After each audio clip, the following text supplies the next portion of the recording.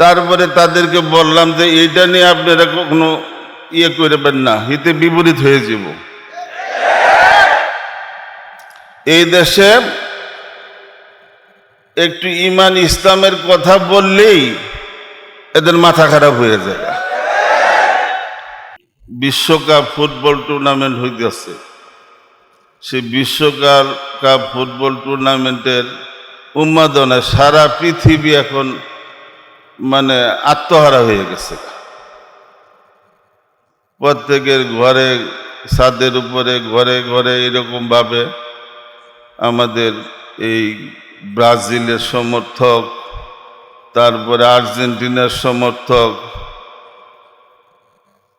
এরপরে এই উন্মাদনা এরকম যে সরকার পর্যন্ত এটাকে এমনভাবে প্রমোট করতেছে যে এতদিন আগে, কিছুদিন আগে যারা আপনার ইসলামের কথা কইছে, এখন এরা সুদ্ধা আপনার সেই ইউনিভার্সিটির চত্বরে বিভিন্ন জায়গায় বড় বড় স্ক্রিন লাগাইয়া এই আপনার ছেলে মেয়ে একসাথে এই বিশ্বকাপ ফুটবল টুর্নামেন্ট উপভোগ করতেছে। তো এইখানে যারা আমাদের ইমানি চেতনায় বলিয়ান, তারা কি করবে? তারা তাদের এইটার প্রতি তাদের যে ইমানি চেতনার কারণে যে ঘৃণা, হাদিসে পাকের মধ্যে আছে, মান তাশাব্বাহা বিকাউমিন ফাহুয়া মিনহুম। আমরা কি এটা পছন্দ করুম? আমরা কি ওই যে পাশ্চাত্যদের এই যে তাদের যে কৃষ্টি কালচার, এটা কি আমরা লালন করব, ধারণ করব? তাহলে আমাদের ইমানি চেতনা গেল কই? তারপরে তাদেরকে বললাম যে এইটা নিয়ে আপনারা কখনো করবেন না, হিতে বিপরীত হয়ে যাব। এই দেশে একটু ঈমান ইসলামের কথা বললেই এদের মাথা খারাপ হয়ে যায়। তো আজকে আপনার রাবেতাতুল ওয়াইজিন তারা যে একটা সময় উপযোগী যে একটা সমাবেশ করতেছে, সারা দেশে হইতেছে, এখানে আমাদের অধিকাংশই মাদ্রাসা কেন্দ্রিক হইতেছে। তো মাদ্রাসা কেন্দ্রিক এই যে আপনার যে আয়োজন, তাহলে সাধারণ পাবলিকের মধ্যে, সাধারণ মানুষের মধ্যে এটাকে তাদেরকে সচেতন করা, সজাগ করা কিরকম প্রয়োজন? আজকে আমার এখানে আমার প্রস্তাব হইল, এখানে আমাদের বিভাগের মহাসচিব সাহেব আছেন, যে আমাদের এখন মাদ্রাসাগুলির মধ্যে অধিকাংশ মাদ্রাসা বা আমরা ব্যক্তিগতভাবে প্রাইভেট ইফতার কোর্স চালু করে 1 বছরে মুফতি বানাই দিতেছে। কিন্তু আমার প্রস্তাব হলো যে সমস্ত মাদ্রাসাগুলি সক্ষম, ওই সমস্ত মাদ্রাসায় দাওয়া কোর্স চালু করা দরকার। দাওয়া এটা কোর্স, যে মাদ্রাসাগুলি সক্ষম তারা এটা করতে পারবে, এই সমস্ত মাদ্রাসার মধ্যে দাওয়া কোর্স চালু করা দরকার, বিভাগ চালু করা দরকার। আজকে এত খরচ করে, এত আয়োজন করে আপনার রাবেতাতুল ওয়াইজিন তারা একটা অনুষ্ঠান করছে, কিন্তু এটা তো আমাদের ছাত্রদের কি তাদের মাদ্রাসা থেকে ফারেক হওয়ার পরে তাদের কাজ তো এটাই হবে, দাওয়াতের কাজ। কিন্তু আগের যে দাওয়াতের কাজটা যেরকম মসৃণ ছিল, এখন কিন্তু দাওয়াতের কাজটা এত মসৃণ না, এত সহজ না।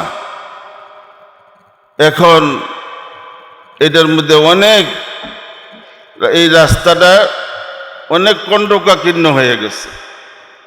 এই জন্য আমাদের যে সমস্ত ছাত্ররা ফারেগিন, তারা যাতে মাদ্রাসার থেকে ফারিগ হওয়ার পরে তারা যাতে সঠিক পন্থায় দাওয়াতের কাজটা করতে পারে। এখন আপনার এই দাওয়াতের মেহনতটা যেটা একটা এমন একটা মকবুল কাজ, যেটা দাওয়াত ও তবলিগের মেহনতটা, এটা আগের তুলনায় এখন অনেকটা বাটা বসছে না? এটা আগের অবস্থা নাই কিন্তু এখন প্রত্যেকটা মাদ্রাসাকে এই দিনের 3টা লাইনের মেহনতের সমন্বিত মার্কাজ বানাই দেব, 3টা লাইনের মেহনতের কেন্দ্র বানাই দেব। এটা হলো তালিম তাআল্লুমের কাজ, আরটা হলো দাওয়াতের কাজ, আরটা হলো তাজকিয়াতুন নফসের কাজ। প্রত্যেকটা মাদ্রাসা ভিত্তিক এই মেহনত করতে হবে। যদি আমরা প্রত্যেকটা মাদ্রাসা ভিত্তিক এই মেহনতটা করি, প্রত্যেক এই মাদ্রাসার যে আতরাফ আছে, এলাকা আছে, আমরা যদি এলাকা ভিত্তিক, আলহামদুলিল্লাহ বাংলাদেশের এখন আপনার বাংলাদেশে এমন কোনো জায়গায় নাই যেখানে আমাদের কওমি মাদ্রাসা নাই। এখন ধরেন ওইটা ঝগড়াঝাটির হওয়ার কারণে কিছুটা সীমিত হয়ে গেছে। এখন কি কাজটা আমাদের সামাল দিতে হবে না? এই কাজটা আমাদেরকে করতে হবে না? এই জন্য প্রত্যেকটা মাদ্রাসা ভিত্তিক এই কাজটা করা উচিত। 2 নম্বর, এরকমভাবে প্রশিক্ষণপ্রাপ্ত যারা মুবাল্লিগ হইতে পারে, এই জন্য যে সমস্ত মাদ্রাসাগুলি সক্ষম, তাদের বেফাকের মাধ্যমে এই সমস্ত মাদ্রাসার মধ্যে দাওয়া বিভাগ চালু করা। আরেকটা প্রস্তাব হইল, এই যে আজকে আপনার যার জন্য আমাদের উলামায়ে কেরাম শাপলা চত্বরে রক্ত দিছে, হাজার হাজার উলামায়ে কেরাম আপনার শহীদ হয়েছে, গুম খুন হয়েছে, জেলে নির্যাতিত হয়েছে। আমাদের দাবিটা কি ছিল?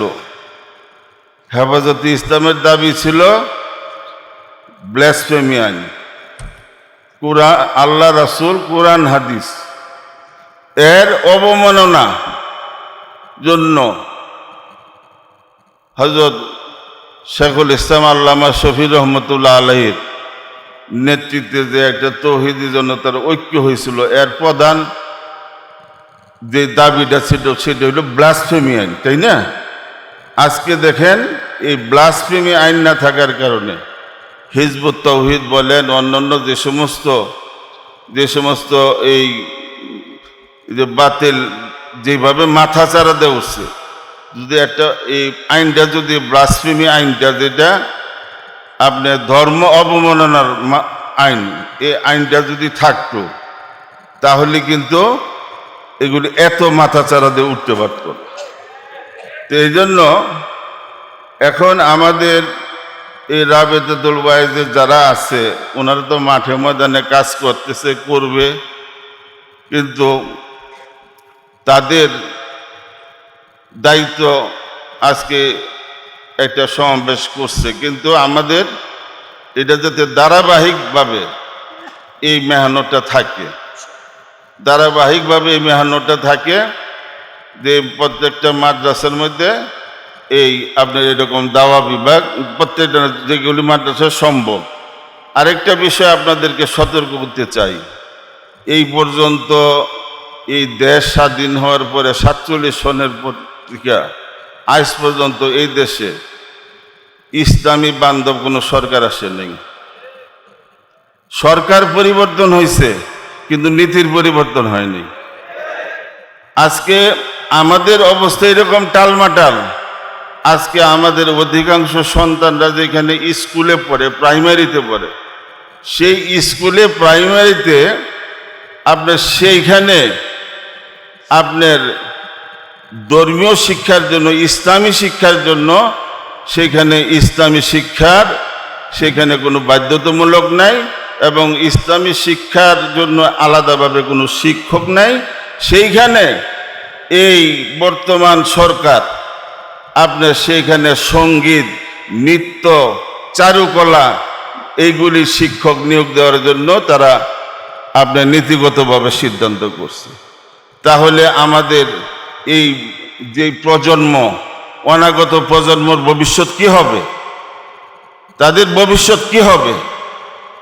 এই জন্য আমাদের সকলে সতর্ক থাকতে হবে এবং এটা নিয়ে জনমত সৃষ্টি করতে হবে এবং এইটা জনদাবিতে পরিণত করতে হবে। আরেকটা বিষয় যেটা আমরা আল্লাহর কাছে দোয়া করি, আমাদের জন্য একজন আমিরুল মুমিনিন দরকার, একজন আমিরুল মুমিনিন দরকার।